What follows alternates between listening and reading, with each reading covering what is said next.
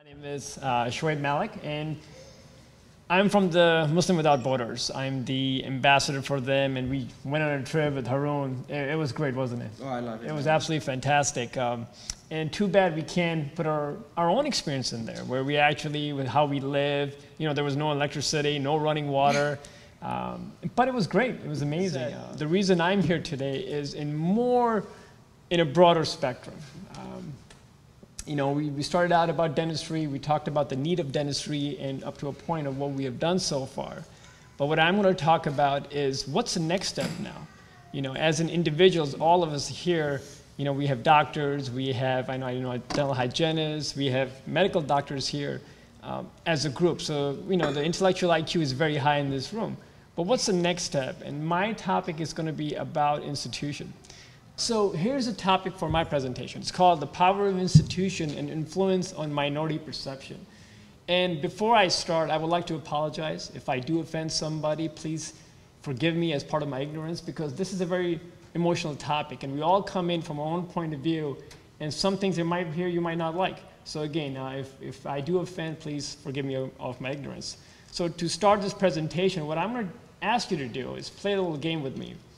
I want you to be not who you are right now. I want you to think as an American citizen who's a Christian, who goes to Sunday once in a while when he has the time, watches football on Sundays, goes with his family, does his work, and makes sure he has enough money to have some food on the plate. That's what I want you to be right now. Get yourself out of with what you are right now, with what you know right now, and try to be that person who doesn't know anything about Islam, who has no history of being in Islam, who never was born in a majority country that was raised in Islamic way. So what I want you to do is I'm going to play a clip that I put together with the help of Abed. He's also with Muslim Without Borders. And I want you to just look at it from a third-person point of view on how would you feel about that clip. So that's what my presentation is going to be about, and how to help having these organizations together to change that perception. And I'm going to go back in the history of Islam itself as a role model in American history where this has happened, where a minority that has been persecuted or wrongly accused, and people actually change their mind over time. So my first, let me just get this. There you go. So I'm going to outline is the current perception of Islam in the United States. We need to accept the fact, right? Another part, the next part, I'm going to talk about the history of minorities, not just Islam, but other minorities, and a perception turnaround that actually took place. The power of institute. That's the biggest part of my speech today, is the power of institute. How this is a time where we need to start creating institute to help change the perception. And obviously, going back in the history of Islamic and the value of those institutions. And at the end, we'll talk about the Muslim Without Borders, Imana, and CDS, and all of us, how we can play a role in that. So let's get some facts straight, okay? Study has shown that September 11, 9/11 terrorist attack is the most memorable TV event of past 50 years. You look at polls there, 9/11 has more of impact on people than Pearl Harbor. So you have to go back in the history of civil war where statistics show as much of a 9/11 influence has taken place as a citizen of the United States. So you have to understand the deepness of that 9/11 event and why people react to us the way they do.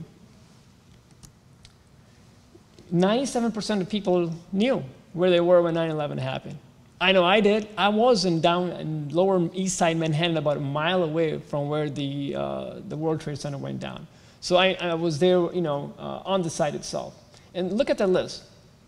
It overshadows JFK, Man on the Moon, Berlin Wall falling down. So we have to understand from their point of view that what an impact that day made, and what that day had a perception on about all of us. Everybody who's sitting in the room was personified because of that day. And just from a statistic point of view worldwide, most persons believe that after Prophet Muhammad, peace be upon him, Osama bin Laden represents Islam's the best. General statistic, I'm not trying to scare everybody here, but these are facts and you need to know. 49% of the people in the latest poll have shown unfavorable view about the faith of Islam. 49%, that every other person you see outside think of you in a negative fashion. 43% of Americans admit of feeling some type of prejudice towards Islam. I mean, these are open people who have telling us on the poll that they are prejudiced about you behind your back or in front of it.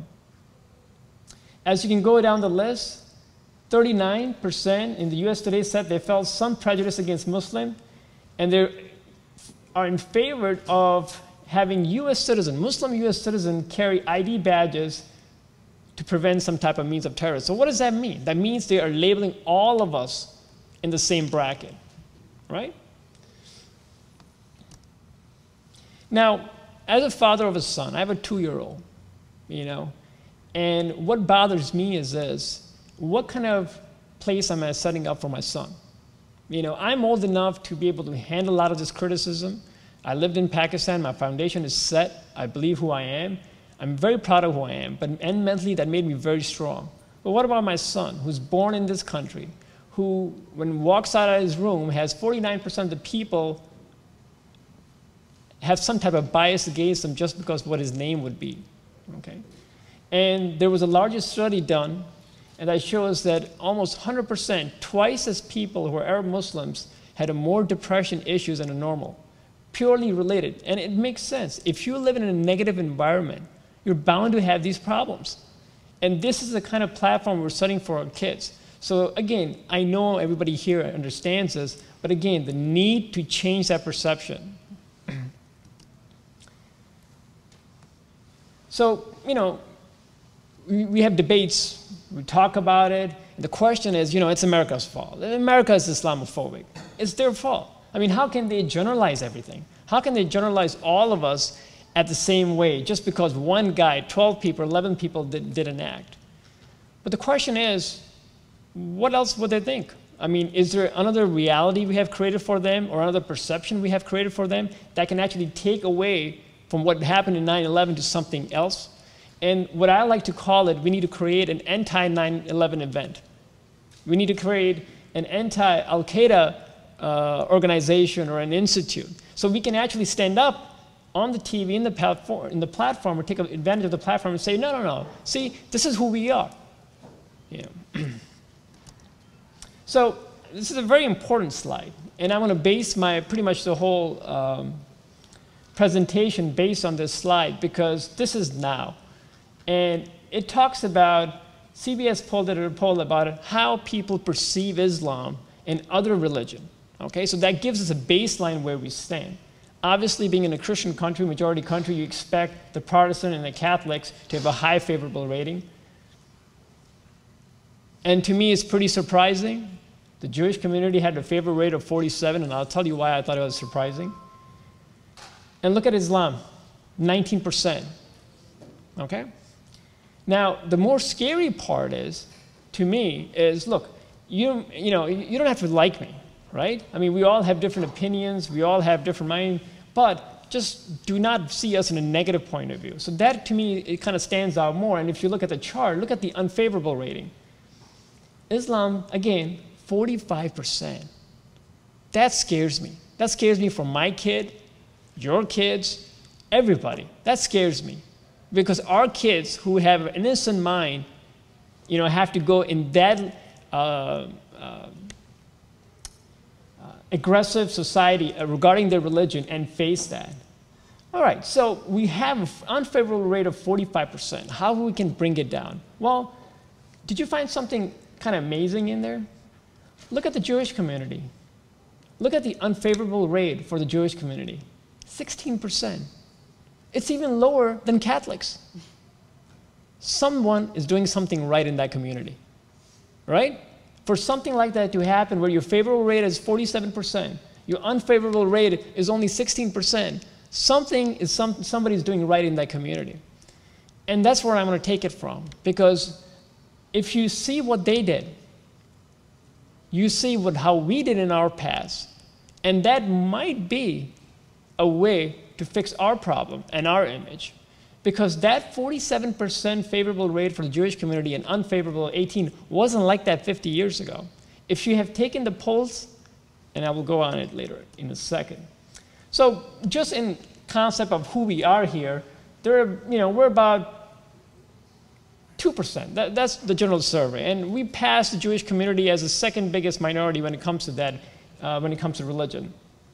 There are about 2,000 mosques, so we're very well represented in this country. There's no lack of mosques around in the United States. We're very well represented.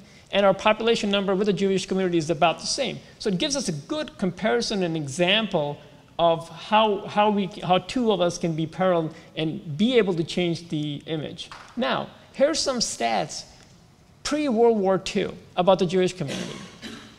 And it's going to sound funny because that's exactly how we were looked at now, how they looked at it before World War II. So think about it.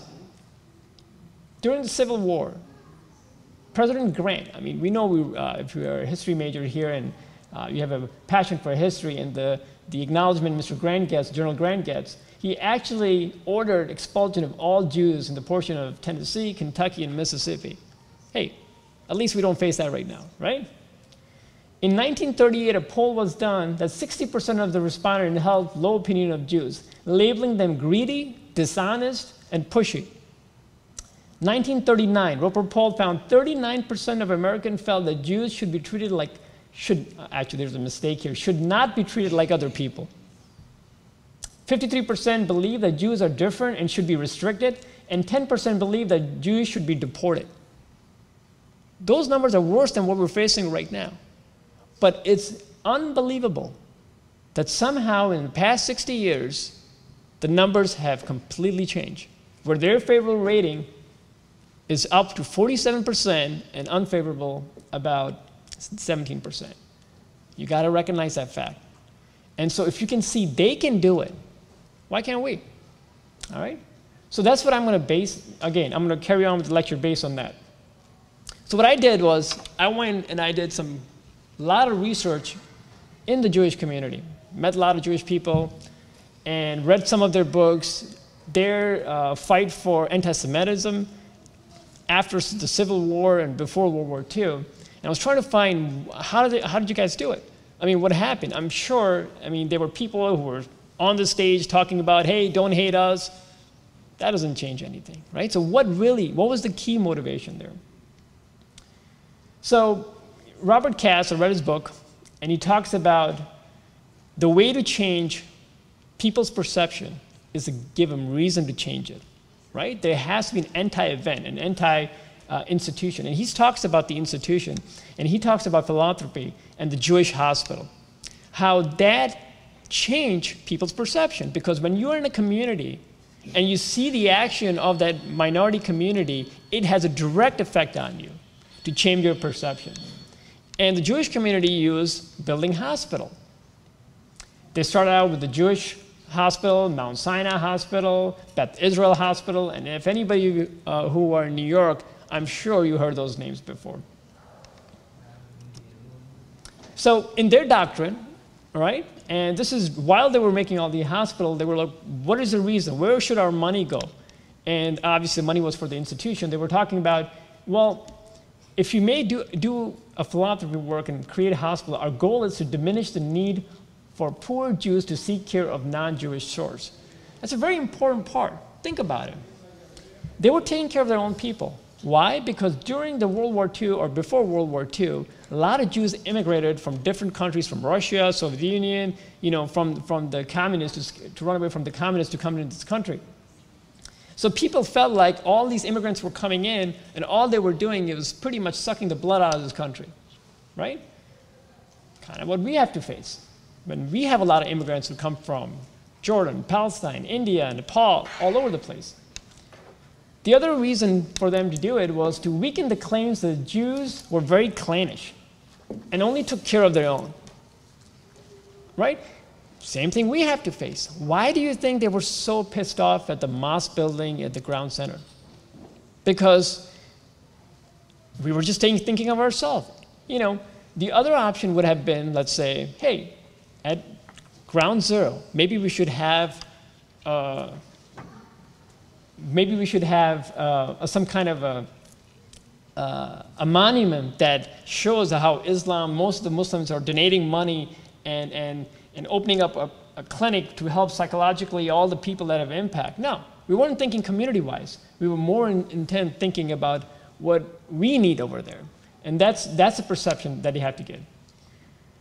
Also, for ourselves, when you create these hospitals or these institutions, it gives opportunity to us. So if there's any prejudice where a Muslim doctor can't get a residency for, let's say, radiology or plastic surgery, well, these institutions give you the opportunity as a Muslim to take care of it. And that's what the Jewish people did. Because during that time, there was a quota system that not, you can't have more than 6% of Jewish medical students in Columbia, for example. So to fight that, they built their own home base. And obviously, the media the media loved it. They were happy to see that, these people are not selfish. They open their doors up. They're giving money to the community and making it part of it. And you can see, what they said, the Jewish hospital were the single most potent community relations component of Jewish philanthropy. And think about it. Hospitals are huge. They're a huge institution. They're the cornerstone of the society or of the town. The newspaper in the Philadelphia at that time said the board contemplation worthy of all admiration and emulation.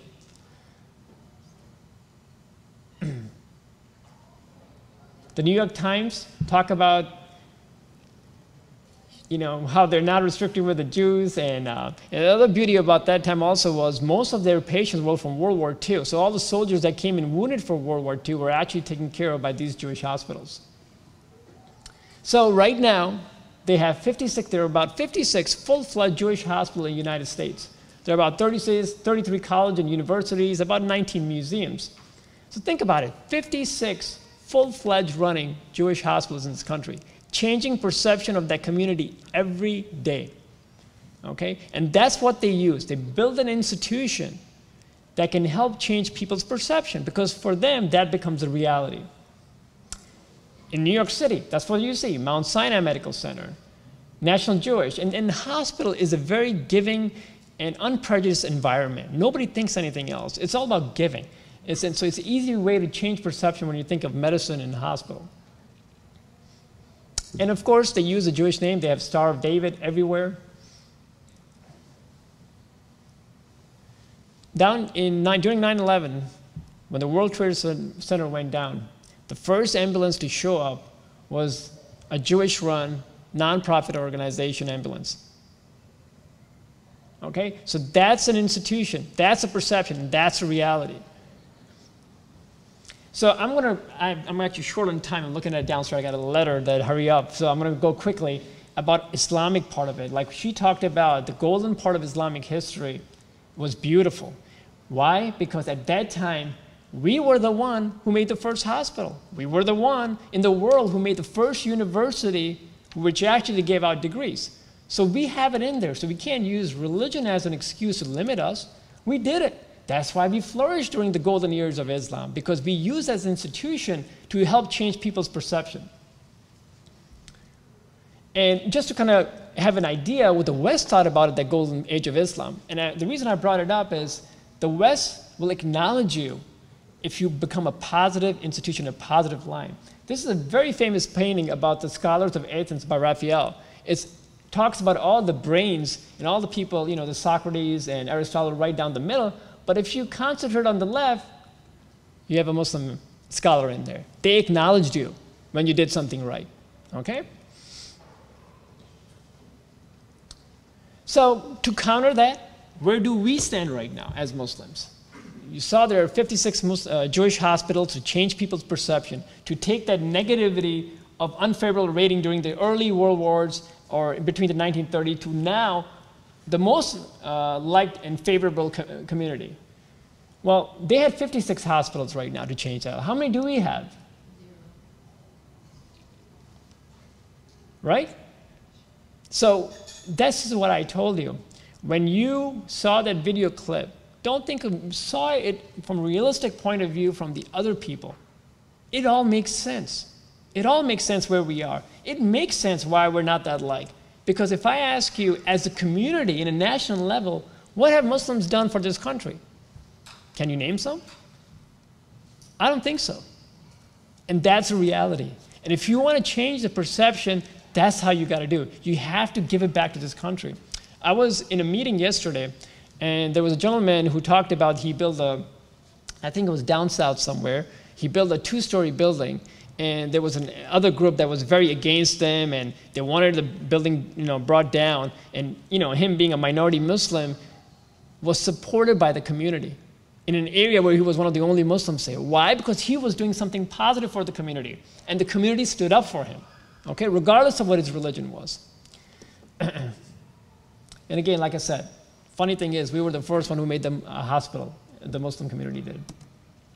So I'm going to end it up by saying that, I'm here to represent the Muslim Without Border as an organization. We have the CDS, we have the Imana, mashallah, they do all the work. But if you want to change the perception for your kids, for the future, for the whole ummah, Islamic ummah, we have to start thinking of institution level. The beauty of institution is they're self-sufficient. When you open up a hospital, the money you make from the hospital goes to all the Muslim communities in educating about Islam and doing relief works and what not to be. So again, thank you for your time. And again, if I offend somebody, forgive me because of my ignorance. All right? Thank you.